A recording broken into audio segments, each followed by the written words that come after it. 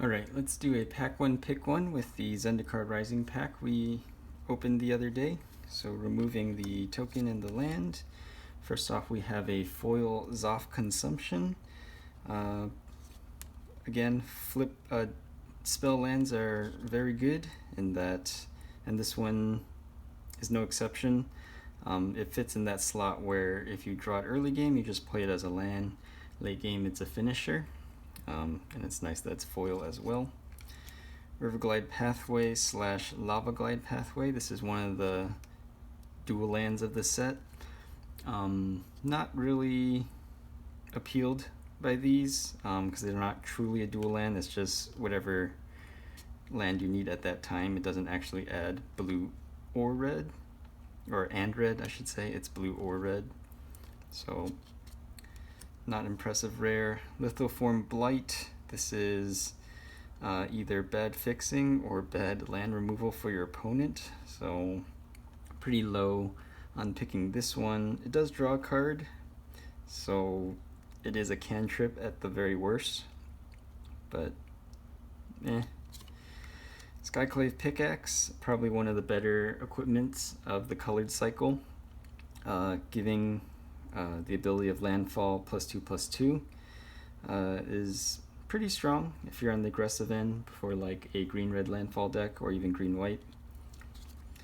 Moss Pit Skeleton, one of the weaker gold uncommons, just because it'd be nicer if this were put into your hand from the graveyard, but instead it goes on top of the deck. So not as impressive. It's still a 2-mana 2/2 or 5-mana 5/5. So good for a black-green counters deck, but maybe not first pickable. Blood Price, pretty good card advantage card because you look at the top four and you pick two of them. Black-white wouldn't mind this too much because losing 2 life, you're usually gaining a lot of life. 4 mana is pretty steep, but pretty good around that stage of the game to draw some more gas. Feed the Swarm, solid removal. The first one is usually good, the second one you're a little hesitant about. But again, the black-white life gain deck might want it because you're gaining a bunch of life, so the cost isn't as hard, or as steep, I should say. Resolute Strike, okay combat trick in the red-white warriors deck, and running some equipment, this might be better, but not that great. Adventure Awaits, it's an okay card because you can grab a creature or you can just roll the dice and draw whatever's on top. 2 mana draw card isn't too bad in green. In late game you can fish for a bigger creature if you top deck this.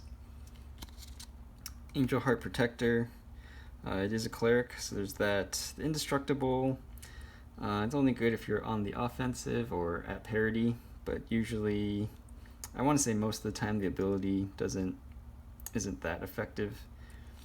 Utility Knife, 1 mana, +1/+1.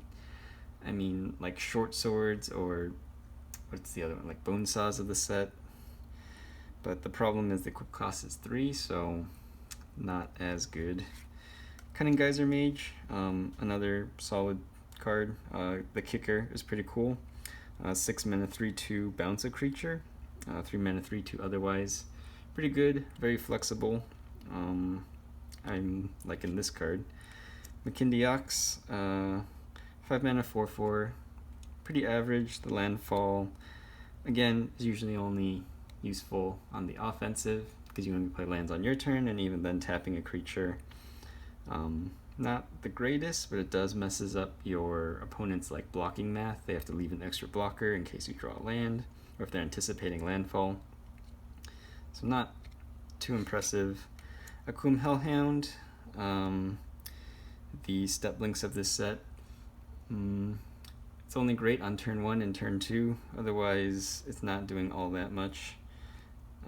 So let's see. Quickly reviewing all the cards.